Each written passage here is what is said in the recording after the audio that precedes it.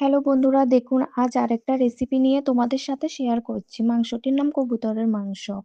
প্রথমে কড়াই বসিয়ে তেল দিলাম, এরপর কাটা রাখা কুমড়া ডাঁটা আলু কড়াইতে দিয়ে দিলাম।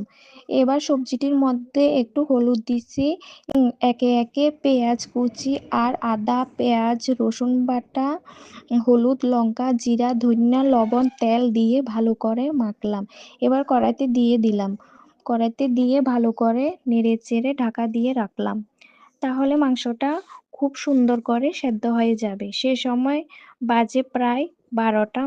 খুব গরম লাগতেছে আর আমার ছেলে রোদ্রের মধ্যে কি করতেছে। একবার সকালে রান্না হয়ে গেছে, এরপর তোমাদের দাদা কোনান থেকে কবুতর আনছে, রান্না করতাম। তাই আমার শাশুড়ি চুল্লা ধুইয়া কাটটা দিছে। সকালে খাওয়া দাওয়া কমপ্লিট হয়ে গেছে, এরপর স্নান কইরা পূজা দিয়া আবার রান্তাছি। এবার কষানো হয়ে গেছে, সিমের বিচিগুলো দিয়ে দিলাম। আমার ছেলেকে একটু কষানো মাংস দিছি, ও ধুইয়া খাইতেছে, ও বলে ঝাল লাগতেছে আর জল খাইতেছে। নামানোর আগে একটু গরম মশলা নিয়ে নামিয়ে দিলাম।